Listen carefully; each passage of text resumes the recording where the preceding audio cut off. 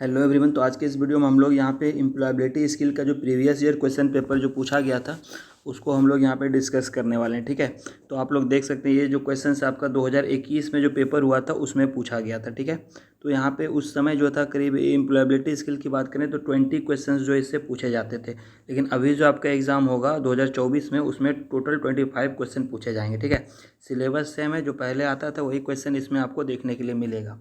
तो आप लोग वीडियो यदि आपको पसंद आएगा तो चैनल को जरूर सब्सक्राइब कर लीजिएगा, वीडियो को लाइक और शेयर जरूर कर दीजिएगा।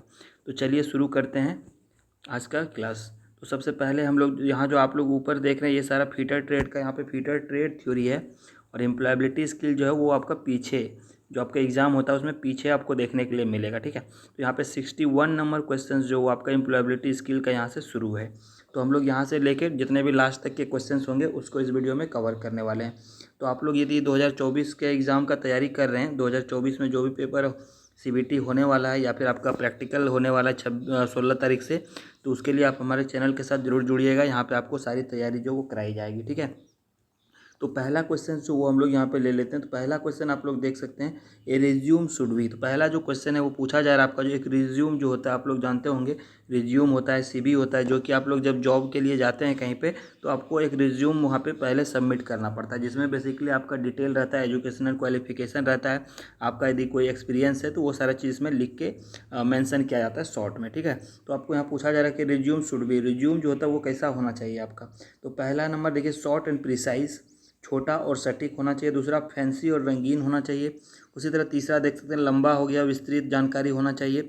उसके बाद चौथा नंबर जो है आपका लास्ट नंबर, समरूप एवं संक्षिप्त मान होना। तो सबसे पहले ही मैंने बताया रिज्यूम जो होता है इसमें क्या होता है, शॉर्ट होता है और प्रिसाइज, मतलब जो मेन चीज़ है वही से इसमें मेंशन किया जाता है। तो इसका हो जाएगा राइट आंसर ए नंबर। ठीक है, तो रिज्यूम जो होता है वो शॉर्ट होना चाहिए और प्रिसाइज होना चाहिए। ठीक है, चलिए नेक्स्ट क्वेश्चन देखते हैं। क्वेश्चन नंबर 2 जो आपका एम्प्लॉयबिलिटी स्किल का वो है, which one is a cardinal number. ठीक है, इनमें से कौन सा कार्डिनल नंबर है। तो जैसा कि आपको ऑप्शन देखने से ही पता चल रहा है, यहाँ पे ये 3 नंबर देख सकते हैं, ये तीनों क्या आपका रोमन नंबर है। ठीक है, तो 10 जो है ऊपर में ए नंबर ऑप्शन, ये इसका क्या हो जाएगा, कार्डिनल नंबर का राइट आंसर हो जाएगा ए नंबर इसका। चलिए नेक्स्ट क्वेश्चन देखते हैं। क्वेश्चन नंबर 3 जो आपका, इसमें देखिए क्या है आपका, पूछा जा रहा है इसमें से low level language is also called. Low level language जो होता है निम्न स्तर की भाषा, उसको और क्या कहा जाता है। तो उसको कहा जाता है आपका मशीन लैंग्वेज, याद रखिएगा, मशीन की भाषा जो उसको और कहा जाता है लो लेवल लैंग्वेज को। ठीक है, चलिए नेक्स्ट क्वेश्चन देखते हैं। और नेक्स्ट क्वेश्चन जो आपका यहाँ पे वो है आपका, a written description of duties and responsibilities to be carried out in a job is called. ठीक है, तो जॉब में आपका देखिए यहाँ पे हिंदी में भी मेंशन रहेगा, क्वेश्चन आपका हिंदी इंग्लिश दोनों में रहेगा, तो इसलिए आपको घबराना नहीं है। ठीक है, किसी कार्य के लिए किए जाने वाले कर्तव्यों और जिम्मेदारियों का लिखित विवरण डायस कहा जाता है। ठीक है, तो इसको बोलते हैं हम लोग क्या, इसको बोलते हैं सीवी। ठीक है, तो सॉरी, इसको जॉब डिस्क्रिप्शन बोलते हैं। ठीक है, तो ये चीज़ याद रखिएगा, जॉब डिस्क्रिप्शन इसका हो जाएगा आपका राइट आंसर, क्योंकि जॉब डिस्क्रिप्शन जो होता है इसी में कार्य का जो होता है विस्तृत जानकारी दी जाती है और उसका जिम्मेदारी। यदि आप कहीं पे जॉब करने जाएंगे तो उसको आपको जॉब डिस्क्रिप्शन एक दिया जाएगा, जिसमें आपको क्या आपका काम में है, क्या काम रहने वाला है, ये सारा चीज़ उसमें लिखा हुआ रहता है, आपको जिम्मेदारी क्या मिलने वाली है, तो वो सारी चीज़ में मेंशन रहता है। जो हो जाएगा राइट आंसर क्या, जॉब डिस्क्रिप्शन हो जाएगा। ठीक है, और सीवी क्या होता है, जब आप कहीं पे इंटरव्यू देने जाते हैं तो वहाँ पे आप लोग को सीवी या फिर रिज्यूम जो होता है देना पड़ता है, तो वो चीज़ है। चलिए नेक्स्ट क्वेश्चन देखते हैं आपका। तो नेक्स्ट क्वेश्चन देख सकते हैं, कंप्यूटर सिस्टम कंसिस्ट ऑफ। जो कंप्यूटर सिस्टम होता है हमारा उसमें क्या क्या रहता है। तो आप लोग जानते होंगे कंप्यूटर सिस्टम में हमारा सॉफ्टवेयर और हार्डवेयर, ये दो चीज़ से मिलकर बनता है। तो ऑप्शन नंबर बी जो होगा इसका राइट आंसर हो जाएगा, हार्डवेयर एंड सॉफ्टवेयर। ठीक है, तो यहाँ पे देखिए आपको दो तरह का आंसर नीचे देखने के लिए मिलेगा, एक जो होगा राइट आंसर है जिसमें कि आंसर इसका बी होगा, और दूसरा जो आंसर आप लोग यहाँ पे दूसरा आंसर जो आप लोग देख रहे हैं वो क्या है आपका, यू आर मार्क्ड, यानी बच्चे के द्वारा जो आंसर दिया गया वो चीज़ आपको सेकंड में देखने के लिए आपको मिलेगा। ठीक है, एक मिनट यहाँ रुकिएगा थोड़ा,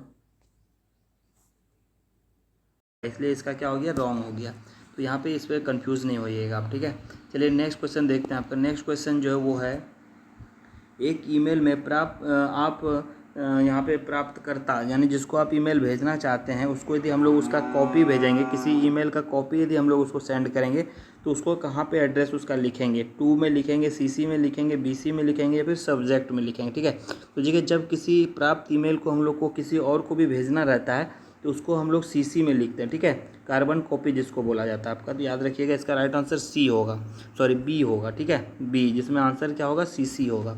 और यदि हम लोग डायरेक्ट किसी ईमेल को लिख के कंपोज करके बना के किसी और को भेजते हैं तो वो 2 में हम लोग भेजते हैं। तो ये चीज़ ध्यान दीजिएगा, ठीक है।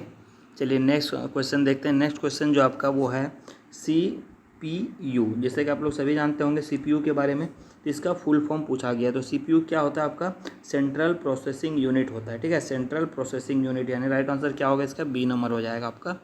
चलिए नेक्स्ट देखते हैं क्वेश्चन नंबर।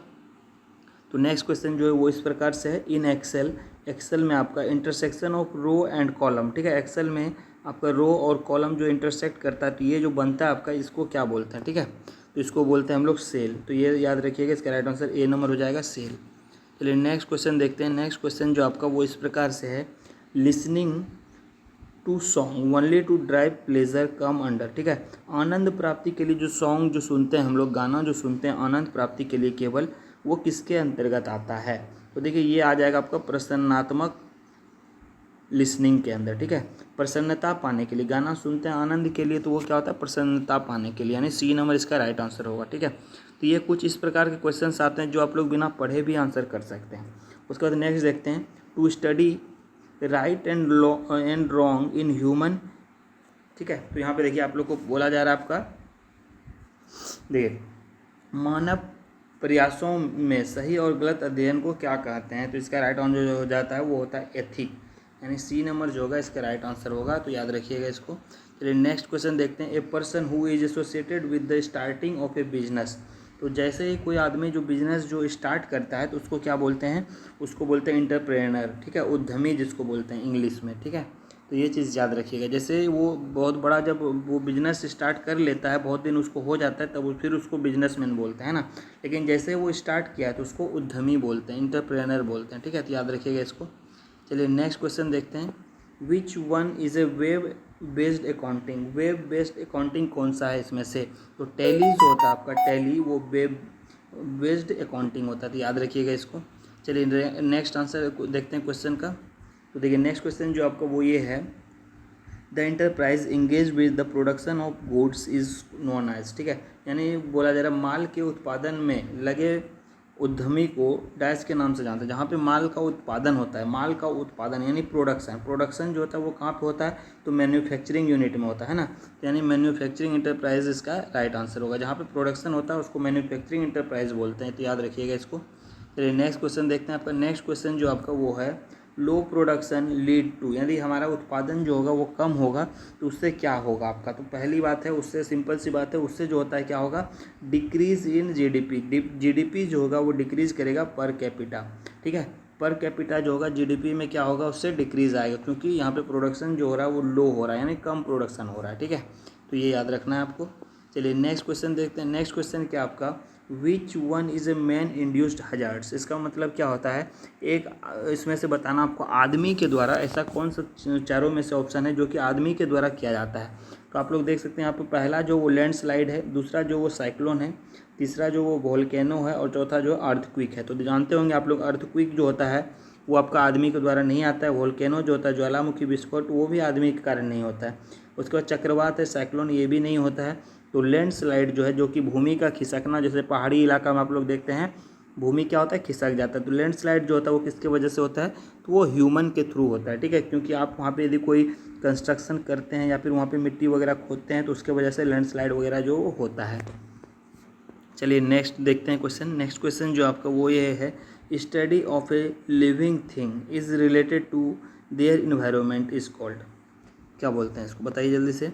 इसका जो राइट आंसर, इसके पर्यावरण में संबंध में जीव, तो यहाँ अध्ययन जो होता है पर्यावरण से संबंधित जीवित चीज़ों का अध्ययन जो करते हैं हम लोग, वो किस में करते हैं, तो वो इकोलॉजी यानी पारिस्थितिकी में करते हैं, ठीक है। तो याद रखिएगा इसको। चलिए नेक्स्ट क्वेश्चन देखते हैं। नेक्स्ट क्वेश्चन जो आपको वो इस प्रकार से है, the processing of discarded material into new useful product is called. इसमें बोला जा रहा है आपका कि वेस्ट मटेरियल से जो भी हम लोग मटेरियल फेंक देते हैं उसको जब हम लोग ले जाके फिर से उससे जो है न्यू प्रोडक्ट बनाते हैं तो इस प्रोसेस को क्या बोलते हैं? तो सभी जानते होंगे इसको रिसाइक्लिंग बोलते हैं ना, रिसाइकिल बोलते हैं। रिसाइकिल मतलब फिर से उसको यूज़ में लाना, फेंका हुआ प्रोडक्ट जो कि ख़राब प्रोडक्ट है उसको ले जाके कंपनी में फिर से न्यू प्रोडक्ट बना के यानी उसको रिसाइकिल करके फिर से बेचा जाता है तो उसको रिसाइकलिंग बोलते हैं ना। तो बी इसका करेक्ट आंसर हो जाएगा।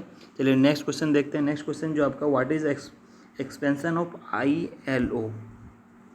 ILO का एक्सपेंशन पूछा जा रहा है। तो आई जो होता है ये स्टैंड करता है आपका international, L for labour, O for organisation. ILO जो होता है वो क्या होता है? International labour organisation. ठीक है, चलिए नेक्स्ट क्वेश्चन देखते हैं। नेक्स्ट क्वेश्चन क्या आपका?